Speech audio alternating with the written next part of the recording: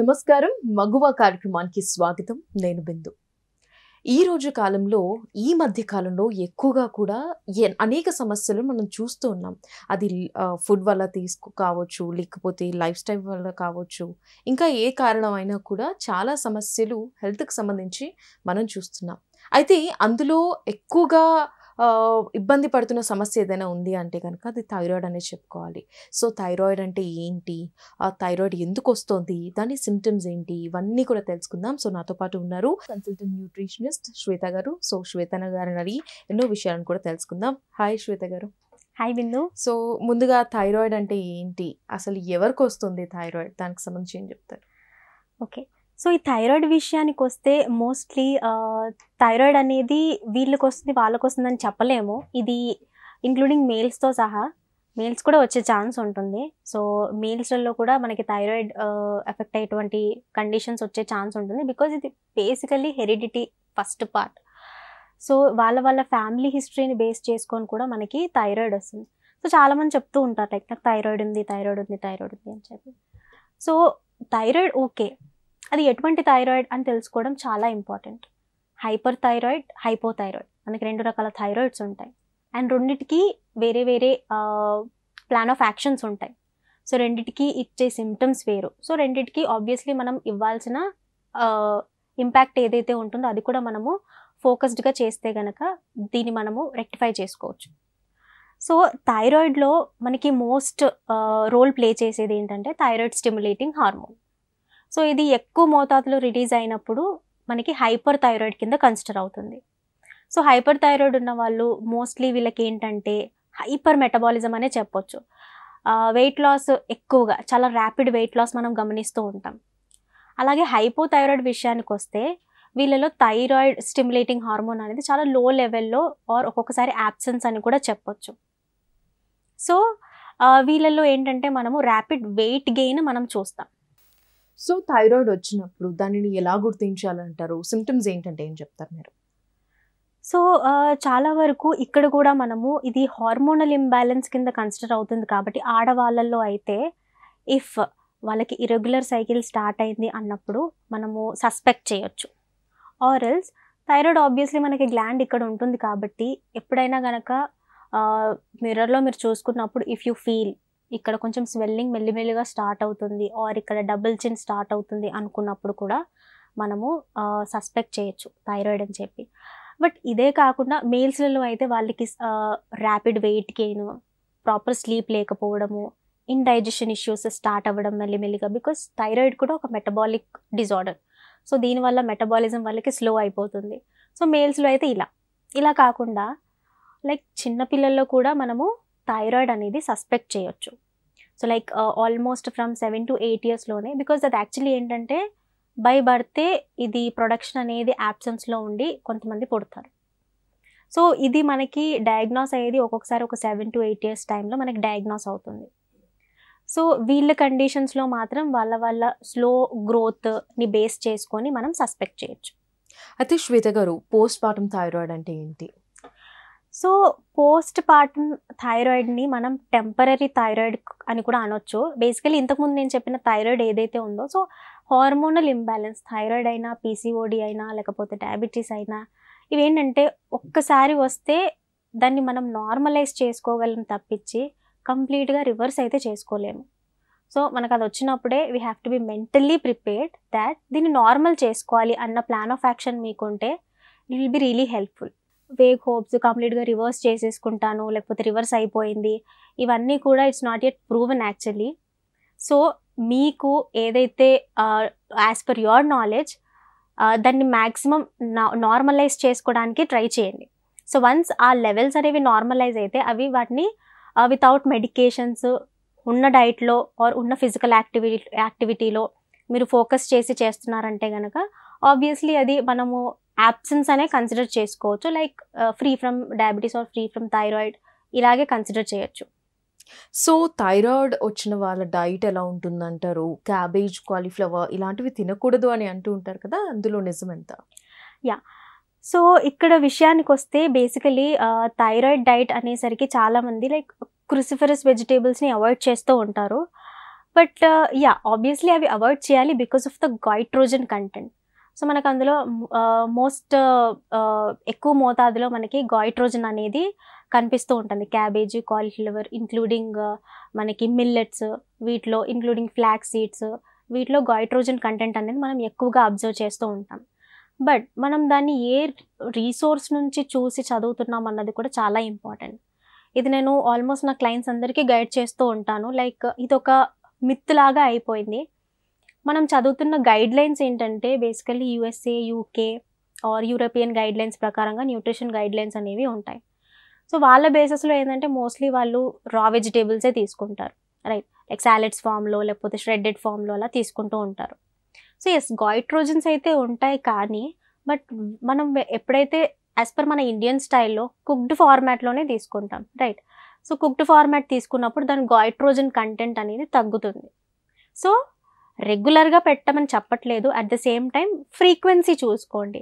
So ఈ cabbage, cauliflower తీసుకున్నప్పుడు proper cooking method use చేసి తీసుకుంటే, లైక్ ఎప్పుడైనా ఒక 15 డేస్కి వన్స్ ఆర్ మంత్లీ వన్స్ తీసుకుంటే కనుక ప్రాబ్లం ఏమీ లేదు.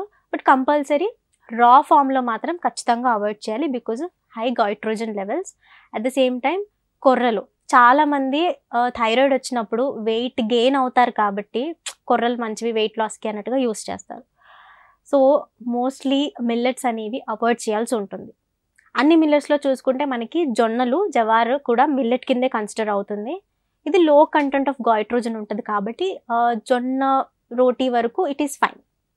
సో జొన్నల వరకు మనం తీసుకోవచ్చు. బట్ అపార్ట్ ఫ్రమ్ దాట్ చాలామంది లైక్ రాగులు, సామలు, అరికెలు ఇలాంటివన్నీ వాళ్ళ డైట్లో ఇంక్లూడ్ చేసుకుంటారు. వాళ్ళ ఫోకస్ వచ్చేసి వెయిట్ లాస్ ఉంటుంది. వెయిట్ లాస్ అయితే ఆటోమేటిక్గా థైరాయిడ్ కూడా తగ్గుతుంది కదా అని. బట్ ఇది ఏం చేస్తుందంటే ఈ గైట్రోజన్ థైరాయిడ్ని మెల్లిగా ఇంకా ఫ్లక్చువేట్ చేస్తూ ఉంటుంది హై లెవెల్లోకి. సో అది అలా ఫ్లక్చువేట్ అయినప్పుడు ఆటోమేటిక్గా వెయిట్ లాస్ అవ్వడం కాస్త ఇంకా గెయిన్ అవుతారు and more hormonal imbalance and situation ఇంకా వర్స్ట్ అయ్యే ఛాన్సెస్ కూడా ఉంటుంది. సో ఈ థైరాయిడ్తో ఇబ్బంది పడే వాళ్ళ లైఫ్ స్టైల్ కొంచెం ఛాలెంజింగ్ ఫ్యాక్టర్ అనే చెప్పుకోవాలి. సో వాళ్ళ లైఫ్ స్టైల్ ఎలా ఉంటే బెటర్ అంటారు నార్మల్గా? So obviously healthy lifestyle అనేది చాలా ఇంపార్టెంట్. సో ఇప్పుడున్న కరెంట్ సినారియో ప్రకారంగా చూసుకుంటే everybody has busy schedule, right? But ఒక షెడ్యూల్డ్ మేనర్లో 8 hours of sleep, 8 hours of work ఏదైతే ఉందో మిగతా టైంని కొంచెం సెల్ఫ్ కోసం ప్రాపర్ న్యూట్రిషన్ తీసుకోవడానికి, ప్రాపర్ డైట్ తీసుకోవడానికి, ప్రాపర్గా వాళ్ళ ఫిజికల్ యాక్టివిటీస్ని మెయింటైన్ చేసుకోవడానికి యూస్ చేస్తే కనుక చాలా వరకు ఇంప్రూవ్మెంట్ ఉంటుంది. కరెంట్ సెడెంటరీ లైఫ్ స్టైల్కి మీరు క్యాలరీ ఇన్పుట్ ఎంత తీసుకుంటున్నారో ఆర్ న్యూట్రిషన్ మీద ఎంత ఫోకస్ చేస్తున్నారో at the same time yes I agree 80% అయితే న్యూట్రిషనే. బట్ మిగతా 20% మనము క్యాలరీ బర్న్ అవుట్ మీద కూడా ఫోకస్ చేస్తే ఈ ఫ్యాట్ డిపాజిషన్ అవ్వడం, ఈ ఫ్యాట్ డిపాజిషన్ అయ్యడం వల్ల మనకి హార్మోనల్ ఇంబ్యాలెన్స్ వరకు దారి తీయడం. అందులో one of the hormone thyroid ఉంటుంది కాబట్టి అది కూడా ర్యాపిడ్ మేనర్లో ఫ్లక్చువేషన్ అవ్వడం, ఇవన్నీ కూడా ఒకదానికొకటి ఇంటర్లింక్డ్ అనమాట. ఈ ఇంటర్లింక్ అనేది అట్లీస్ట్ చైన్ బ్రేక్ అయ్యే ఛాన్స్ ఉంటుంది. అయితే శ్వేత గారు, థైరాయిడ్ ఒక్కసారి వచ్చిందంటే అది లైఫ్ లాంగ్ ఉంటుందా, లేకపోతే ఏదైనా మెడిసిన్స్ తీసుకుంటే తగ్గే అవకాశాలు ఉంటుందంటారా? ఎస్.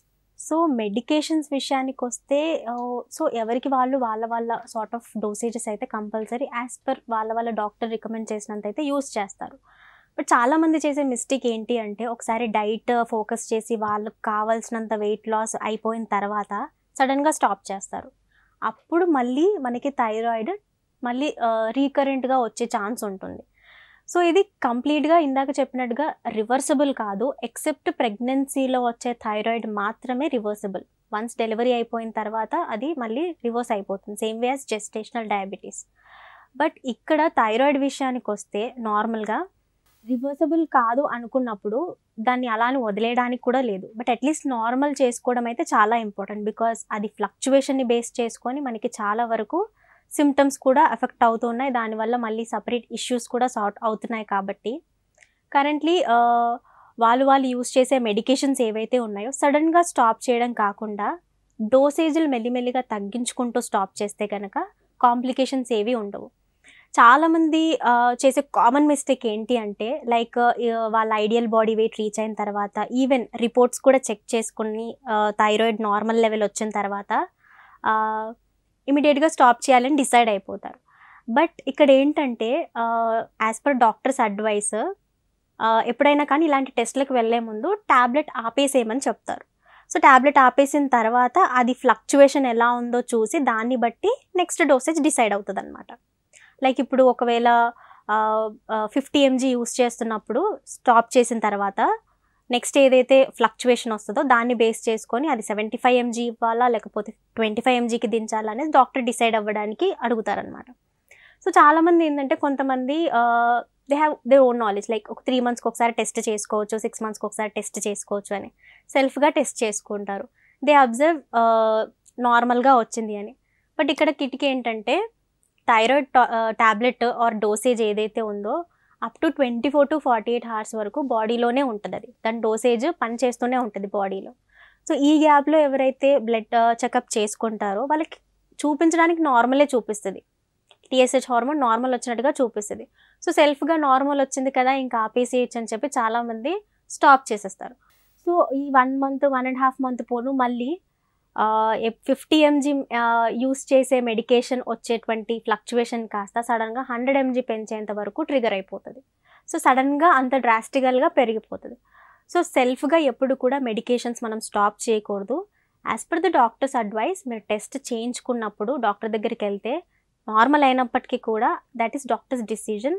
మీ బాడీ ఏంటి, మీ మెటబాలిజం ఏంటి, బికాస్ తను మీకు రెగ్యులర్గా చెకప్స్ చేస్తున్నారు కాబట్టి మీ బాడీ ఎలాంటి కండిషన్లో ఉందన్నది డాక్టర్కి ఒక క్లియర్ పిక్చర్ ఉంటుంది. సో తను డోసేజ్లు మెల్లిమెల్లిగా తగ్గిస్తారు, లైక్ ఇంక్లూడింగ్ లైక్ 0.25 mg నుంచి 12.5 mg వరకు, అక్కడ నుంచి మళ్ళీ 7.5 mg కూడా యూస్ చేయాల్సి వస్తుంది. సో ఎప్పుడు కూడా all of a sudden medications అనేవి స్టాప్ చేయకూడదు. సో ఓవరాల్గా ఇప్పుడు చూసుకుంటే థైరాయిడ్ వచ్చింది అని చెప్పి బాగా మెంటల్లీ సిక్ అయిపోవడం, లేకపోతే అధైర్యపడడం, డిప్రెషన్కి వెళ్ళిపోవడము ఇలాంటివి ఏవి కూడా అవసరం లేదు. ఇట్స్ లైక్ ఇప్పుడున్న సెడెంటరీ లైఫ్కి ఇవన్నీ ఏంటంటే చిన్న చిన్న థింగ్స్ అనే చెప్పుకోవచ్చు. మనం మేనేజ్ చేసుకుంటే మన హ్యాండ్లో ఉన్నంత వరకు ఈ ప్రాబ్లమ్స్ అన్నీ మన గ్రిప్లో ఉన్నంత వరకు మనము దాన్ని పట్టించుకోకపోయినా పర్లేదు, ఓకే. బట్ మీరు ఎప్పుడైతే పట్టించుకోకుండా లైఫ్ స్టైల్ని కొంచెం ర్యాండమ్గా యూస్ చేసేసి పోర్ న్యూట్రిషన్ పెట్టుకున్నప్పుడు అప్పుడైతే కాంప్లికేషన్ అనేది ఎక్కువ ఉండే ఛాన్సెస్ ఉంటుంది. సో అంతవరకు అయితే సీరియస్ అవ్వకుండా యాజ్ లైక్ నార్మల్గా మీరు రెగ్యులర్ చెకప్స్ చేయించుకుంటూ, జనరల్గా హార్మోనల్ చెకప్స్ ఎప్పుడు కూడా ఎవ్రీ 3 to 6 months ఈ రేంజ్లో సజెస్ట్ చేస్తూ ఉంటారు. సో మీరు రెగ్యులర్గా చెకప్ చేయించుకుంటూ దాన్ని ఒక క్లియర్ పిక్చర్ మెయింటైన్ చేస్తే కనుక ప్రాబ్లం ఏమీ ఉండదు. సో HMTV హెల్త్ ప్లస్ ప్రేక్షకులకు చెప్పేది ఏంటంటే ఈవెన్ PCOD ప్రాబ్లం వచ్చినప్పటికీ కూడా మీరు అధైర్యపడాల్సిన అవసరం అయితే ఏమీ లేదు.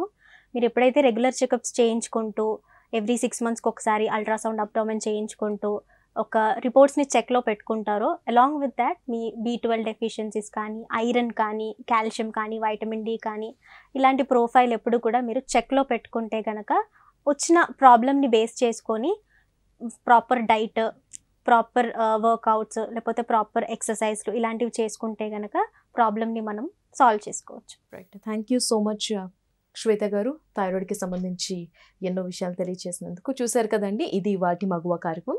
మరో కార్యక్రమంతో మళ్ళీ మీ ముందుంటాను. అంతవరకు సెలవు, నమస్తే.